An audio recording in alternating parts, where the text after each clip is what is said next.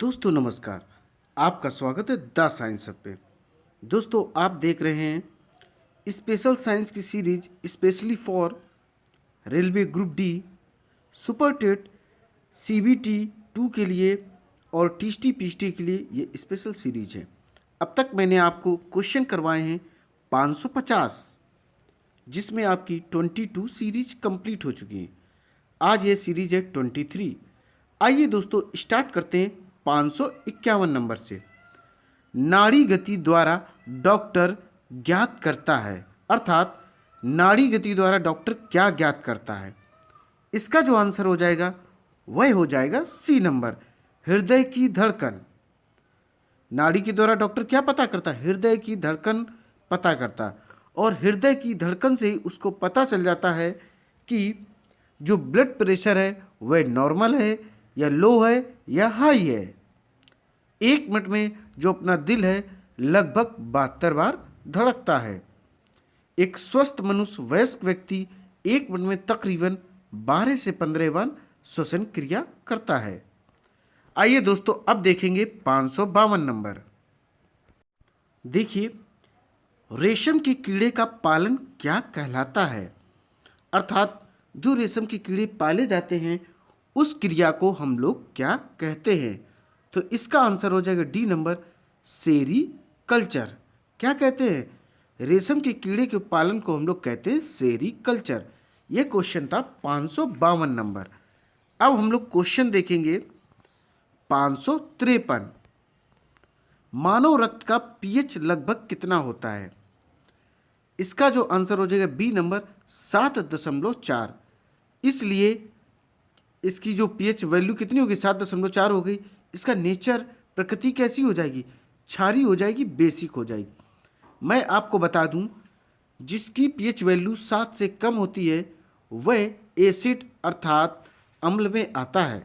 जिसकी pH value 7 से अधिक होती है वह बेस या क्षार की कैटेगरी में आता है। जिसकी पीएच वैल्यू 7 होती है उसे न्यूट्रल या उदासीन कहते हैं। इसलिए मानव रक्त क्या है? पहली चीज़ आप समझें, मानव रक्त की जो पीएच वैल्यू होती है 7.4 होती है। जब पीएच वैल्यू 7.4 होगी तो इसका नेचर कैसा हो जाएगा? प्रकृति कैसी हो जाएगी? यह एक बेसिक हो जाएगा अर्थात क्षारीय हो जाएगा। अब देखिए दोस्तों क्वेश्चन नंबर 554। मुख्य रूप से कौन सी रक्त वाहिकाएं हमारे शरीर के विभिन्न भागों से हृदय तक रक्त का वहन करती हैं? तो इसका आंसर ए नंबर हो जाएगा, शिराएं। शिराओं को इंग्लिश में कहते हैं वेन। इनका रोल क्या होता है? हमारे शरीर के विभिन्न भागों से हृदय तक रक्त का वहन करती, इसमें अशुद्ध रक्त का प्रवाह होता है। अब समझ लें आप धमनी। धमनी को इंग्लिश में आर्टरी कहते हैं। यह क्या करती है? हृदय से शुद्ध रक्त शरीर के विभिन्न भागों में पहुंचाने का कार्य करती। शिराएं मतलब शरीर, जो शरीर के भागों से अशुद्ध रक्त को एकत्रित करे और हृदय तक पहुंचाए उसे कहेंगे शिराएं। इंग्लिश में इसे वेन कहते हैं। धमनियाँ इसका जस्ट उल्टा होता है। जो हृदय में शुद्ध रक्त बन जाता है यह क्या होता है? शरीर के विभिन्न भागों तक पहुंचाने का कार्य धमनी करती है। धमनी को इंग्लिश में आर्टरी कहते हैं और यह टोटली हृदय से संबंधित है। और जो मनुष्य का हृदय होता है वह उम्र भर धड़कता रहता है। इसकी एक और विशेषता बता दें, इसमें 4 चेंबर होते हैं, अर्थात इनको हम 4 कक्ष भी कह सकते हैं। अब नेक्स्ट क्वेश्चन है 555 अर्थात 555। वयस्क मनुष्य के प्रति मिनट हृदय धड़कन की दर का सामान्य परास क्या है? तो यह होगा बी नंबर, 60 से 80 बार। वयस्क मनुष्य में हृदय कितनी बार धड़कता है? लगभग 72 बार धड़कता है। लेकिन यहाँ प्रश्न के अनुसार अगर हम इस उत्तर को देखना चाहें तो बी नंबर एक सुटेबल आंसर है, 60 से 80 बार। अगर आपको डायरेक्ट लिखने के लिए आ जाए या ऑप्शन में 72 है तो आप करेक्ट आंसर दिखाते हुए अकॉर्डिंग टू एनसीईआरटी आप आंसर करेंगे 72। जो अपना हृदय है 1 मिनट में 72 बार धड़कता है। अब हम लोग क्वेश्चन देखेंगे 556। 4 रक्त समुदाय ए, बी, बी तथा ओ में से कौन सा रक्त समुदाय वैश्विक दाता कहलाता है। दोस्तों, अर्थात आपको बताना है यूनिवर्सल डोनर कौन है, तो वह है ओ। क्या है? ओ। और इसी जगह आपको हम बताएं कि जो यूनिवर्सल रिसेप्टर कौन होता है, अर्थात वैश्विक रक्त लेने वाला कौन होता है, वह होता है ए बी। अगर आपसे क्वेश्चन पूछा जाए यूनिवर्सल डोनर तो ओ, यूनिवर्सल रिसेप्टर तो वह ए बी होता है। ब्लड ग्रुप ओ की विशेषता बता दें, इसमें एंटीजन जो है वह उपस्थित नहीं होता है। ब्लड ग्रुप कितने होते हैं अपने? 4 होते हैं, ए बी, बी और ओ। ब्लड ग्रुप की खोज किसने की थी? वो की थी लैंड स्टीनर ने। ब्लड ग्रुप की खोज किसने की थी? लैंड स्टीनर ने। अगर आपसे पूछा जाए रक्त परिसंचरण, अर्थात जिसको इंग्लिश में ब्लड सर्कुलेशन कहते हैं, इसकी खोज किसने की थी? वह है विलियम हार्वे। ब्लड ग्रुप तो मैंने आपको क्या बताया था? Land Steiner. रक्त परिसंचरण अर्थात ब्लड सर्कुलेशन, विलियम हार्वे। अब आगे देखेंगे क्वेश्चन 557। सर्वग्राहक रक्तदाता का रक्त ग्रुप होता है, अर्थात यूनिवर्सल एक्सेप्टर या रिसेप्टर ब्लड ग्रुप कौन सा है? तो वह होता है क्या? A B. इसमें जो एंटीबॉडी है वह एब्सेंट होता, उसमें एंटीजन था, इसमें एंटीबॉडी एब्सेंट होता है। अब हम लोग क्वेश्चन देखेंगे 558। एक ए बी ग्रुप वाला व्यक्ति खून दे सकता है। अगर किसी व्यक्ति का ए बी ब्लड ग्रुप है तो वह किसे रक्त दे सकता है?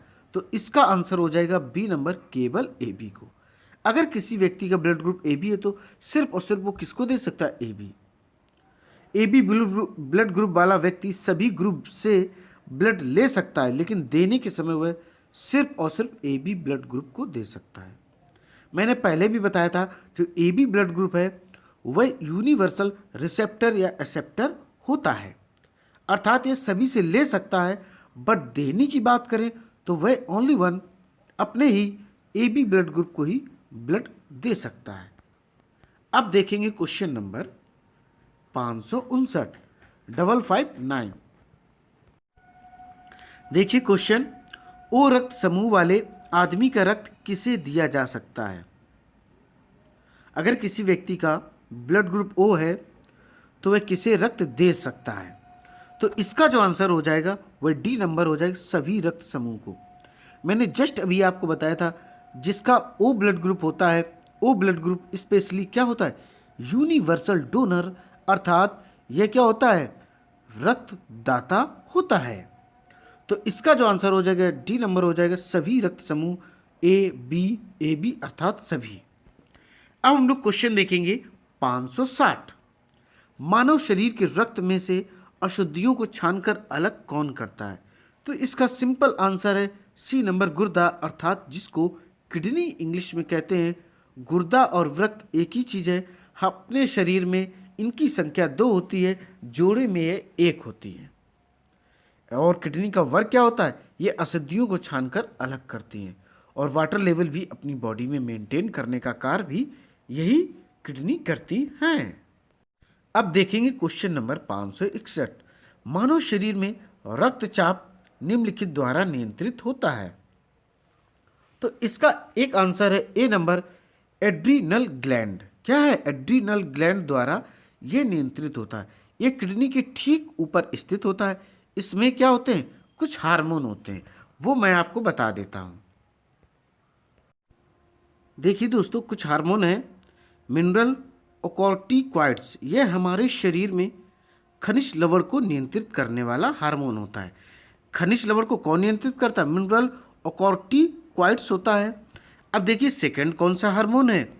वह है ग्लूकोकॉर्टिकॉइड्स। यह नॉन शुगर, जैसा कि हम आपको बता दें, प्रोटीन एंड फैट्स को शुगर अर्थात कार्बोहाइड्रेट में परिवर्तित करता है, और इससे क्या मिलती? हमें एनर्जी मिलती। प्रोटीन का कार्य क्या होता? शरीर को मरम्मत करना, यानी कि अर्थात मसल्स को मेंटेन करना, बनाना। फैट क्या है? ये एक संचित ऊर्जा के रूप में कार्य करता है। शुगर अर्थात कार्बोहाइड्रेट की बात करें, यह हमें प्रत्यक्ष और अप्रत्यक्ष रूप से ऊर्जा प्रदान करने का कार्य करता है। अब देखें एंड्रोजेन। एंड्रोजेन क्या होता है? यह एक सेक्स हार्मोन होता है। यह हार्मोन सेकेंडरी सेक्सुअल कैरेक्टर को नियंत्रित करता है, जैसे दाढ़ी मूछें आना, जननांगों का विकास, शरीर के अन्य भागों में बालों का आना। अगर आपसे पूछा जाए एंड्रोजन हार्मोन कैसा होता है, ये एक प्रकार का सेक्स हार्मोन होता है और ये कंट्रोल क्या करता है? दाढ़ी मूछें आना, जननांगों का विकास, शरीर के अन्य भागों में बालों का आना। अब देखेंगे क्वेश्चन नंबर 562। प्रतिजन एक पदार्थ है जो, इसका आंसर हो जाएगा डी नंबर, प्रतिरक्षा संवेग को प्रेरित करता है। प्रतिजन अर्थात इसको इंग्लिश में एंटीजन कहते हैं। यह क्या करता है? प्रतिरक्षा संवेग को प्रेरित करने का कार्य करता है। यह एक प्रकार का यह पदार्थ भी है जो प्रतिरक्षा संवेग को प्रेरित करता है। अब देखेंगे क्वेश्चन नंबर 563। निम्नलिखित में से कौन सी स्थिति विलंबित रक्त स्कंदन की एक शर्त है? इसका आंसर हो जाएगा सी नंबर, हीमोफीलिया।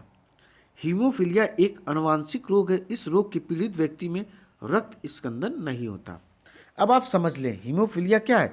ये एक वंशानुगत यानी कि अर्थात अपने परिवारजनों से होती, जैसे बाबा, दादा, पापा, मम्मी, इनसे यह परिवर्तित यानी कि ट्रांसफर होने वाली यह एक प्रकार की बीमारी है।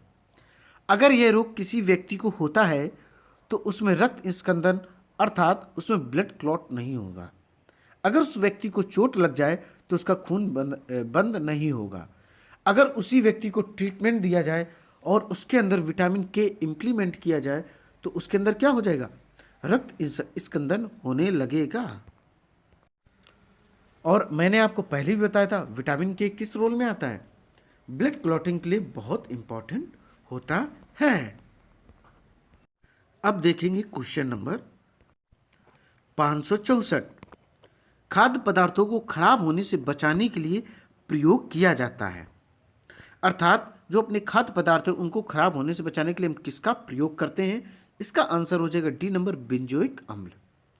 बेंजोइक एसिड का ही हम लोग उपयोग करते हैं ताकि जो हमारा फूड मटेरियल है, खाने वाले पदार्थ हैं, वो खराब ना हो। अब क्वेश्चन देखेंगे 565। शरीर में हीमोग्लोबिन का कार्य क्या है? तो इसका आंसर हो जाएगा ए नंबर, ऑक्सीजन का परिवहन। हीमोग्लोबिन का सबसे इंपॉर्टेंट वर्क क्या होता है? ऑक्सीजन का परिवहन। ऑक्सीजन क्या करती है? हमें हेल्प करती है श्वसन क्रिया में, ब्लड प्यूरिफिकेशन में, ताकि हमारे शरीर को ऊर्जा मिल सके। और जो अपने शरीर का रक्त होता है वो रेड क्यों होता? हीमोग्लोबिन की वजह से होता है। रेड ब्लड को हम लोग बोलते हैं आरबीसी, रेड ब्लड कार्पल्स, लाल रुधिर कणिकाएं। आइए दोस्तों अब देखते हैं नेक्स्ट क्वेश्चन। आपने समझ लिया हीमोग्लोबिन क्या करता है? ऑक्सीजन का परिवहन करता है और यह रेड ब्लड में पाया जाता है, लाल रक्त में। उसे लाल रक्त कणिकाएं अर्थात रेड ब्लड कार्पल्स भी कहते हैं और इनका जीवन काल 120 दिन लगभग होता है। अब देखेंगे क्वेश्चन नंबर 566। स्पिग्मो मैनोमीटर चिकित्सीय उपकरण का उपयोग किसके परीक्षण के लिए किया जाता है? अर्थात किसका परीक्षण कर रहे हैं? स्पिग्मो मैनोमीटर चिकित्सीय उपकरण का उपयोग किसके परीक्षण के लिए किया जाता है? इसका आंसर हो जाएगा डी नंबर, ब्लड प्रेशर अर्थात रक्तचाप। जो स्पिग्मो मैनोमीटर होता है उसका हम चेक यूज किस में करते हैं? ब्लड प्रेशर में इसका उपयोग करते हैं, कम या ज़्यादा है। अब देखेंगे क्वेश्चन नंबर 567। निम्नलिखित में से कौन शीत रक्त कोल्ड ब्लडेड जानवर है? तो इसका आंसर हो जाएगा डी, छिपकली, मेढक, मछली। अब आप समझ लो कोल्ड ब्लडेड होता क्या है। कोल्ड ब्लडेड जानवर का मतलब है कि ये मौसम के अनुसार अपने बॉडी के टेम्परेचर को कम ज़्यादा कर लेते हैं, इसलिए इनको कोई विशेष सर्दी नहीं लगती और इनको ज़िंदगी जीने में कोई प्रॉब्लम नहीं होती है। अब देखेंगे क्वेश्चन नंबर 568। मानव शरीर में कार्बोहाइड्रेट निम्नलिखित रूप में संग्रहित होता है। तो इसका आंसर हो जाएगा डी नंबर, ग्लाइकोजन। हमारे शरीर में कार्बोहाइड्रेट किसके रूप में सुरक्षित होता है? वह होता है ग्लाइकोजन के रूप में। यह अपनी बॉडी में सेफ होता है। कार्बोहाइड्रेट की जो मुख्य स्रोत आप देखना चाहें तो चावल ले सकते हैं, मक्का ले सकते हैं, रोटियां ले सकते हैं, आलू ले सकते हैं। कार्बोहाइड्रेट का मुख्य कार्य होता है हमारे शरीर में ऊर्जा प्रदान करना। अब लोग क्वेश्चन देखेंगे 569। खून का वह महत्वपूर्ण घटक जो स्पंदन में सहायता करता है। इसका आंसर हो जाएगा ए नंबर प्लेटलेट्स। प्लेटलेट्स रक्त स्पंदन का मतलब होता है ब्लड क्लॉट, अर्थात रक्त के जमने में यह सहायता करता। कौन? प्लेटलेट्स। इसका निर्माण रेड बोन मैरो लाल अस्थि मज्जा में होता है। इसकी मृत्यु स्प्लीन या प्लीहा में होती है। अगर आपसे पूछा जाए कि रक्त कहाँ बनता है तो आप बता सकते हैं लाल अस्थि मज्जा में। अगर पूछा जाए कि ये आरबीसी रेड ब्लड सेल्स होती, इनकी मृत्यु कहाँ होती है। अक्सर इस टाइप का क्वेश्चन आता है दोस्तों कि आरबीसी का निर्माण कहाँ होता, अस्थि मज्जा बोन मैरो में होता है और मृत्यु इनकी प्लीहा में होती है। अब देखेंगे क्वेश्चन नंबर 570। खाली स्थान में प्रतिरक्षी बनते हैं तो इसका आंसर हो जाए ए नंबर लाल अस्थि मज्जा। प्रतिरक्षी का निर्माण कहाँ होता है? रेड बोन मैरो, जिसको कि अस्थि मज्जा या लाल अस्थि मज्जा भी कहते हैं। यह हमें रोगों से रक्षा करता है। यह प्रोटीन का बना होता है। ये किसका बना होता है? ये बना होता है प्रोटीन्स का। अब देखेंगे क्वेश्चन नंबर 571। चर्बी को हजम करने में जो पित्त द्रव सहायता करता है वह स्रावित होता है। इसका आंसर हो जाएगा डी नंबर जिगर से। जिगर को यकृत और इंग्लिश में लिवर भी कहते हैं। जो लोग नॉन वेजिटेरियन होते हैं, अर्थात जो ये सब चीज़ों का चिकन मटन का सेवन करते हैं, जब वो लोग फैट्स लेते हैं या अदर चीज़ों से भी फैट्स लिया जाए, यहाँ पर नॉन वेज वेज दोनों की बात हो रही है, हर चीज़ से हमें ना किसी थोड़ी थोड़ी मात्रा में फैट्स मिलता है। जब वह फैट्स हमारी शरीर में जाता है तो उसे डाइजेस्ट करने में कौन हेल्प करता है? वह करता है जिगर, जिसको यकृत इंग्लिश में लिवर भी कहते हैं। चर्बी को हजम करने में जो पित्त द्रव सहायता करता है वह जिगर से स्रावित होता। कहाँ से निकलता? वह निकलता है जिगर अर्थात यकृत, लिवर से निकलता है। लिवर में बाइल जूस पित्त रस का निर्माण होता है। यह भोजन को क्षारी बनाता है और जब एसिडिक हो जाएगा तो क्या हो जाएगा? उसमें खट्टी डकारें आने लगती हैं। अब देखेंगे क्वेश्चन नंबर 572। अम्ल का स्वाद होता है तो जब पीएच वैल्यू उसकी 7 से कम है तो स्वाभाविक है वह कैसा हो जाएगा? खट्टा हो जाएगा। इसका आंसर सी है। अम्ल स्वाद में कैसे होते? खट्टे होते। अम्ल नीले लिटमस पत्र को लाल कर देते हैं। Blue to red is said to be acid.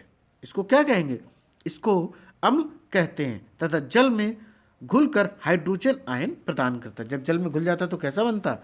यह हाइड्रोजन आयन प्रदान करता है, H+ प्रदान करता है। एग्जाम्पल HCl, H2SO4 और HNO3, ये सारे के सारे एसिड हैं।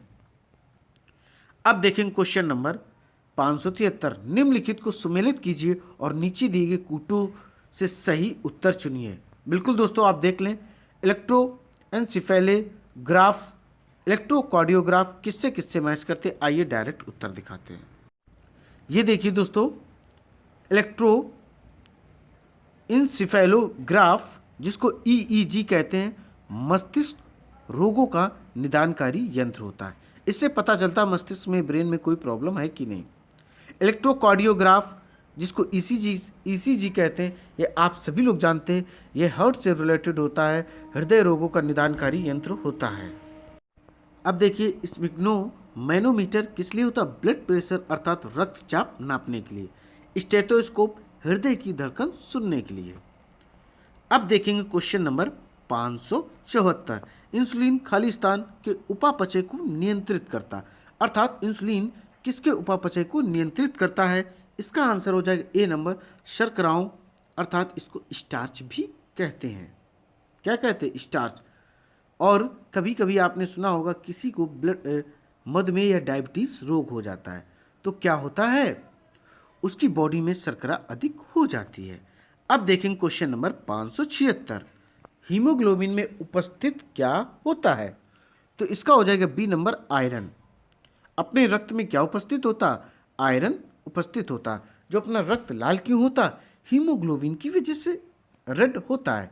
और रक्त में 3 तत्व पाए जाते हैं। कौन कौन से?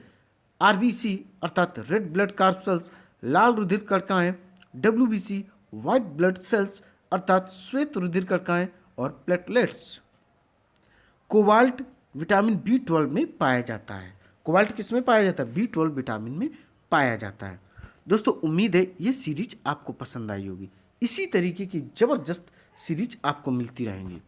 ये इंपॉर्टेंट किसके लिए? Super TET, railway group D, CBT2, TST, PST के लिए और जितने भी एग्जाम होते हैं जिसमें साइंस आती है सभी के लिए इम्पोर्टेंट है। बस दोस्तों आपको करना क्या है, इस वीडियो को लाइक करना है, शेयर करना और मेरे चैनल को अधिक से अधिक सब्सक्राइब करें और दोस्तों इसे शेयर करें। दोस्तों जय हिंद।